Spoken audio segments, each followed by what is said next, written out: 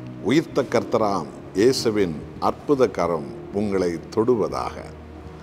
அவரை தேடக்கூடிய எப்பேற்பட்ட சூழ்நிலையிலும் எந்த மகனையும் எந்த மகளையும் தன் இரத்தத்தால் நீதிமான்களாக மாற்றி தன் ஆவியால் அவர்களை பரிசுத்த சந்ததிகளாக ஆண்டவராக இயேசு கிறிஸ்து மாற்றி விடுகிறார்.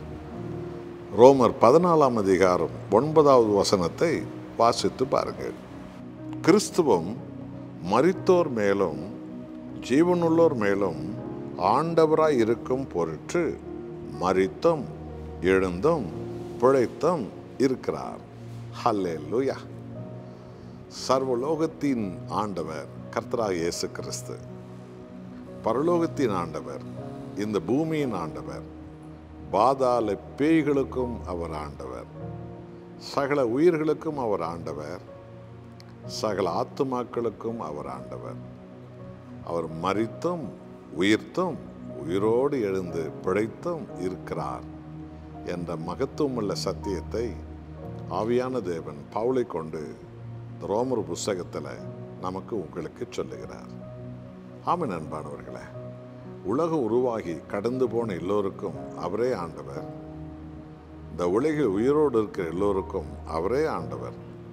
என்றால் அவர் நமக்காக சிலுவையில் மாண்டவர். அவர் சாவை சாகடித்து உயிரோடு எழுந்து ஆண்டவர், நம்மை ஆளுகை செய்கிறவர், நமக்கு ஆளுகையில் மகத்துவங்களை கொடுக்கிறவர், மகிமையை தருகிறவர்.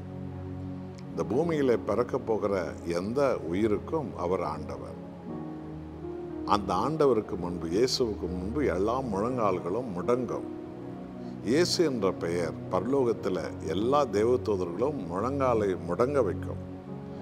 இந்த உலகமெங்கும் கிறிஸ்தவ சபைகளில் இயேசு என்ற நாமத்துக்கு எல்லா முழங்கால்களும் முடங்குகிறது. பாதாள பேய்கள் இயேசு என்ற பெயருக்கு முழங்கால்கள் முடங்கி போடும். என்றால் அவரே ஆண்டவர். நீர் ஒருவரே ஆண்டவர், நீர் ஒருவரே பரிசுத்தர் என்று சபை ஆராதனைகளிலே பரிசுத்த ஆவியானவர் இன்றைக்கு நம்மை ஆண்டவரை உயர்த்தும்படி செய்திருக்கிறார். வேறு யாரும் ஆண்டவர்கள் கிடையாது. அவங்கெல்லாம் மாண்டவர்கள் தான். மாண்டவர்கள் தான். ஆண்டவராக இயேசு ஒருவர் தான் ஆண்டவர். ஆமென் அன்பானவர்களே. என்றால் அவர் நம்மை ஆள்கிறவர், நமது மீட்புக்காக உயிரை கொடுத்தவர், நமது நித்திய வாழ்வுக்காக உயிரோடு எழுந்தவர். இன்றைக்கு நம்ம இந்த பூமியில் அற்புதங்களை, ஆச்சரியங்களை, அதிசயங்களை காணும்படி செய்து நடத்துகிறவர். எந்த ஒரு சூழ்நிலையிலும் அவரை தேடும் போதும் அவர் கை கொடுத்து உயர்த்துகிறவர். அவர் ஆண்டவர். அவர் ஒருவரே என் ஆண்டவர். எந்த மனுஷனும் எந்த மதவாதிகளும் நமக்கு ஆண்டவர்கள் கிடையாது. இயேசு கிறிஸ்து ஒருவரே நம்முடைய ஆண்டவர். இது எத்தனை மகிமை! ஆமென் அன்பானவர்களே.